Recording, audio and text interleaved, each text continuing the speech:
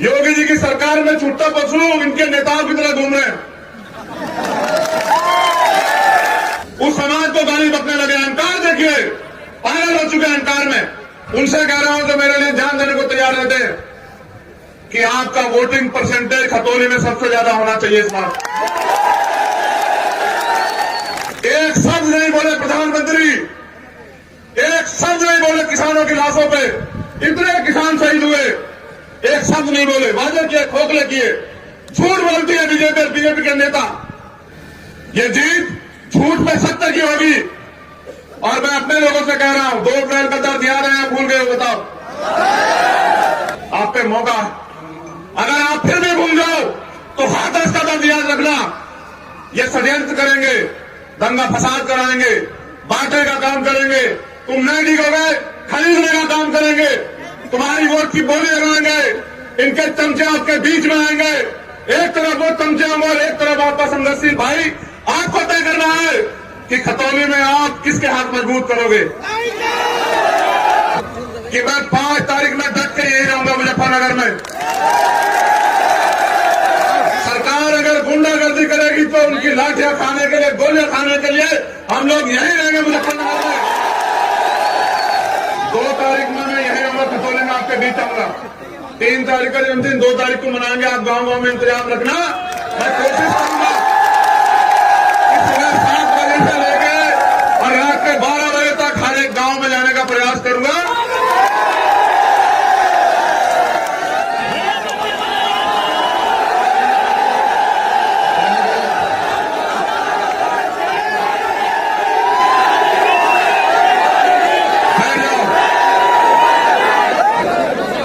सोना नहीं है, जागना है। एक शादी करेंगे में घोटाला करेंगे।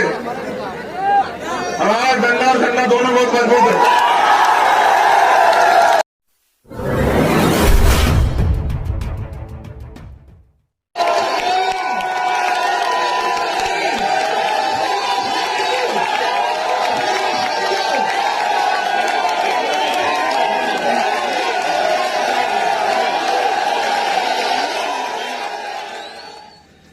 खतौली का उपचुनाव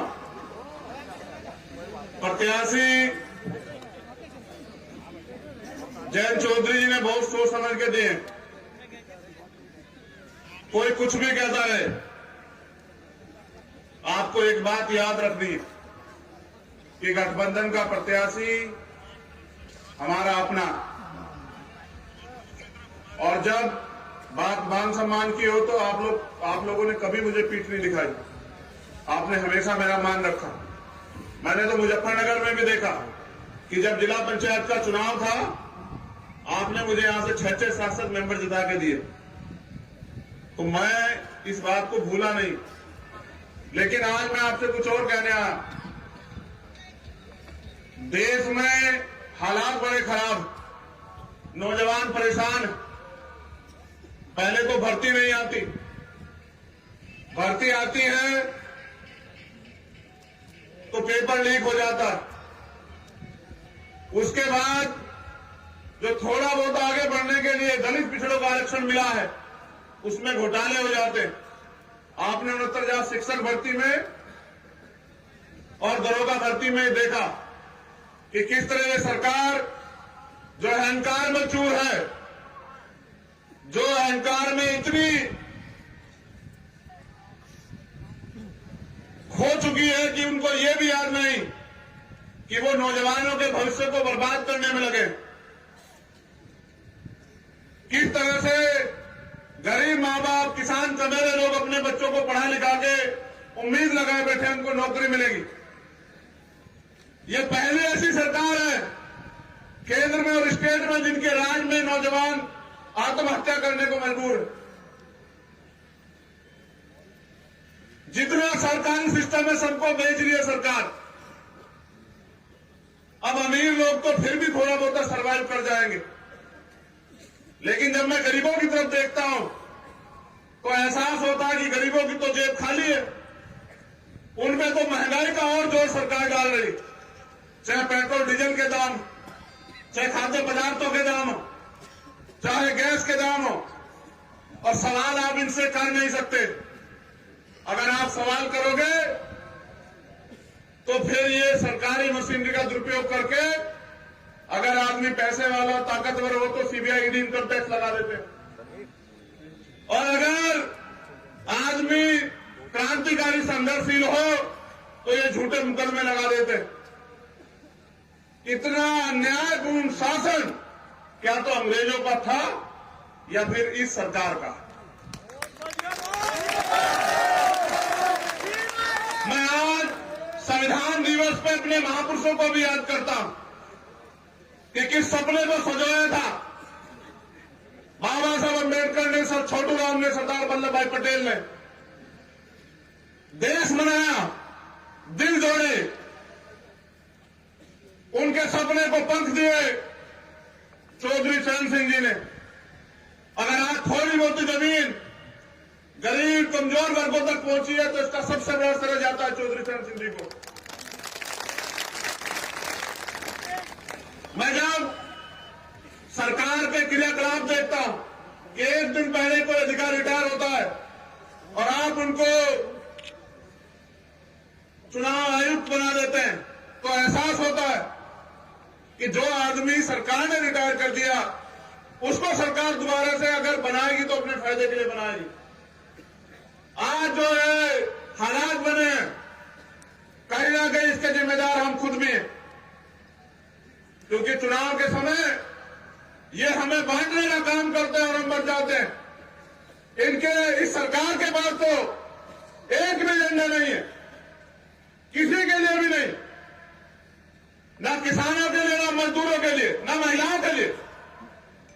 मंच पे हमारी महिला शक्ति भी बैठी और उनको वोट भी देनी, लेकिन क्या वो उत्तर प्रदेश में सुरक्षित है? गृह मंत्री आके कहते हैं कि कहने लाज के रात को 12 बजे घूम लो, और मैंने देखा कि अभी बहुत बड़े पैमाने पे इनके नेताओं के घरों में चोरी होने लगी, कई एक्टरों के घरों में चोरी, उनके गहने चोरी हो गए, और वो कह रहे हैं कि उत्तर प्रदेश में हम डरावा महसूस कर रहे हैं। सुबह अखबार खोलो, रेप हत्या में अखबार भरे पड़े हैं। थोड़ी बहुत जो कमी कसर है वो इनके नेता गरीबों की जमीन दबा के माफिया सही करके पूरी कर दे रहे हैं।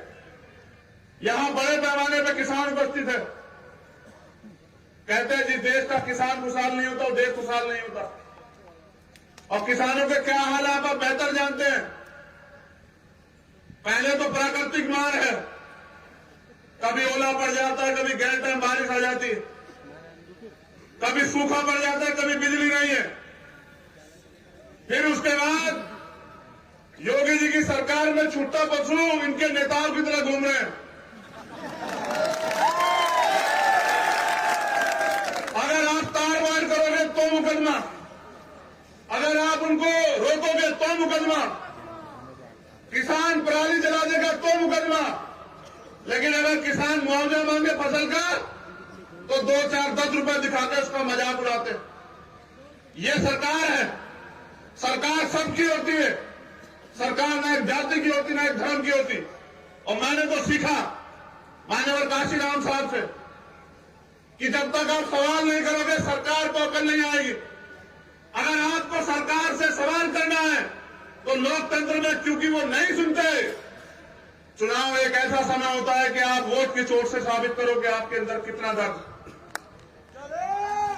ये मौका मिला है, पूरे उत्तर प्रदेश में तो कम है, लेकिन रामपुर में और खतौनी में है आपके पास कि जो गलती हुई है उसको सुधारने का मौका। मीरों ने भुगतान नहीं किया, नेता झूठ बोल रहे हैं बीजेपी के। एक नेता इतने अहंकारी हो गए कि जो शोषित वंचित समाज है, जिनको सैन समाज हम कहते हैं, उस समाज को गाली बकने लगे। अहंकार देखिए, पागल हो चुके हैं अहंकार में, जो बनाए कह रहे हैं। मैं यहां इस मंच से अपील करूंगा, जो मोस्ट बैकवर्ड है, अपने बच्चों का भविष्य अगर सुधारना चाहते हो, पाल प्रजापति, कश्यप, निषाद, सैन, शेड्यूल कास्ट की सभी जातियों को कह रहा हूं, तो ये मौका है आपके पास। खतौली का चुनाव भाजपा के इस ताबूत में, जो अहंकार का ताबूत है, जो बंटवारे का ताबूत है, उसमें आखिरी कील ठोकने काम करेगा उत्तर प्रदेश में। और ये जिम्मेदारी दी है खतौली के लोगों पे। मैं और जैन जी अभी राजस्थान थे, वहां भी किसान कबेरों में तड़फन है, क्योंकि सरकारों से सवाल करते हैं लेकिन जवाब पे कुछ नहीं। मैं ये महसूस करता हूं कि लोकतंत्र में अभिव्यक्ति की आजादी को कुचला नहीं जाना चाहिए। और अभी आपने देखा कि यहां भी किस तरह के षड्यंत्र उन लोगों ने किए हैं, माहौल खराब करने का काम। ये तो हमारे लोग माहौल सुधारने के काम में लगे हुए हैं, क्योंकि 3 तारीख के जन्मदिन का भी उधार आपको मैं छोड़ के जा रहा हूं, ये आपको 5 तारीख को चुकाना। लेकिन मैं समझता हूं ये किसानों की धरती है। अगर इस देश को बचाना, अगर भारतीय संविधान को बचाना, तो जब 5 तारीख को आप घर से निकलेंगे, और खुद नहीं निकलना है, मां को लाना है, बाबूजी को लाना है, दादी को लाना है, दादा को लाना है। आपका वोटिंग परसेंटेज मैं अपने लोगों से कह रहा हूं, सब मेरे लोग हैं, मगर उनसे कह रहा हूं जो मेरे लिए जान देने को तैयार रहते हैं, कि आपका वोटिंग परसेंटेज खतौली में सबसे ज्यादा होना चाहिए इस बार। आपके बूथ गवाही देंगे और आपके बूथ ये भी बताएंगे कि क्या मेरे संघर्ष में कोई कमी है क्या, ये आपके बूथ बताएंगे। लेकिन मैं आपसे फिर कह रहा हूं, खतौली का रिजल्ट और खतौली का चुनाव किसान आंदोलन में शहीद सभी किसानों को सच्ची श्रद्धांजलि होगी। ये जिम्मेदारी आप लोगों के पास। एक शब्द नहीं बोले प्रधानमंत्री, एक शब्द नहीं बोले किसानों की लाशों पे, इतने किसान शहीद हुए, एक शब्द नहीं बोले, वादे किए, खोखले किए, झूठ बोलती है बीजेपी और बीजेपी के नेता। किसानों के साथ साथ ये जीत भाईचारे की जीत होगी, ये जीत झूठ पे सत्य की होगी। और मैं अपने लोगों से कह रहा हूं, 2 अप्रैल का दर्द याद है या भूल गए हो बताओ? भूल बने गए झूठे मुकदमे और लाठियां और जेल। कितने नौजवानों ने उत्तर प्रदेश में अन्याय का सामना किया, किसकी सरकार थी?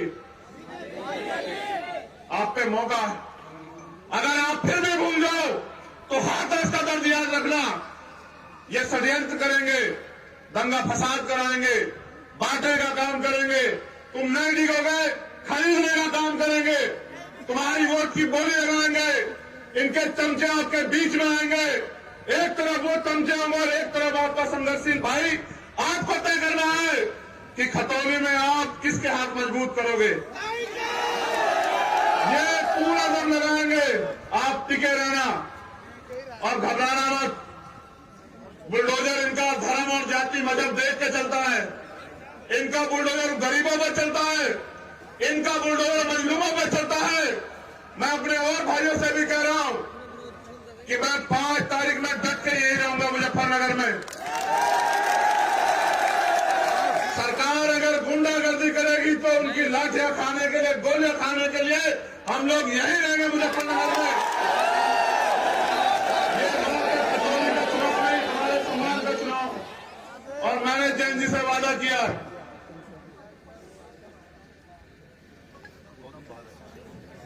कि किसानों को सच्ची श्रद्धांजलि और 2 अप्रैल का बदला जो है मेरे लोग इस बार लेकर रहेंगे यहां इस सरकार से।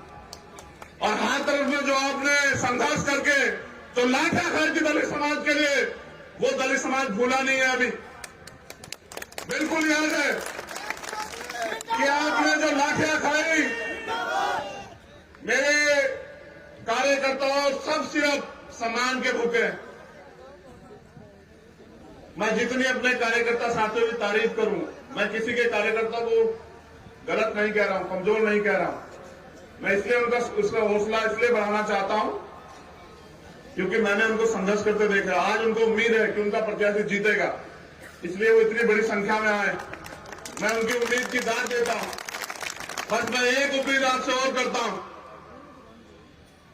क्या 5 तारीख को कोई ताकत आपको मेरे सम्मान की लड़ाई को लड़ने को रोकने का काम कर सकती है क्या? तो आज के बाद आपको चैन से नहीं बैठना। 2 तारीख में मैं यही रहूंगा, खतौली में आपके बीच आऊंगा। 3 तारीख का जन्मदिन 2 तारीख को मनाएंगे। आप गांव गांव में इंतजाम रखना। मैं कोशिश करूंगा कि सुबह 7 बजे से लेके और रात के 12 बजे तक हर एक गांव में जाने का प्रयास करूंगा।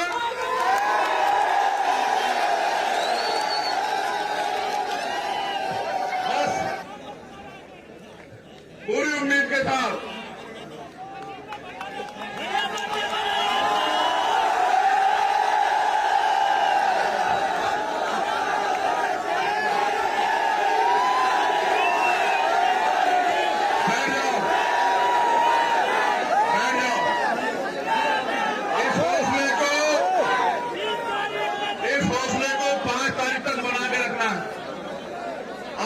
सोना नहीं है, जागना है। एक साथी कह रहे हैं मैं घोटाला करेंगे। हमारा डंडा और झंडा दोनों बहुत मजबूत है। आप चिंता मत करना। अध्यक्ष जी को दिए हुए जो उनको हमने वादा किया, अगर उसके लिए कोई कीमत चुकानी पड़ी तो भीम आर्मी आजाद समाज पार्टी का कार्यकर्ता इंतजार नहीं करेगा, लड़ेगा संघर्ष की लड़ाई को। मैं बस आपसे अपील करूंगा, जिम्मेदार रहिए, सतर्क रहिए। बहुत बड़ी जिम्मेदारी आपके पास है और मेरे बाद आपको अनुशासन का परिचय देना जब मैं वहां बैठ जाऊंगा। सब खड़े रहे, आप 1 मिनट के अंदर बैठ के बताइए कि आप कितने अनुशासित हैं।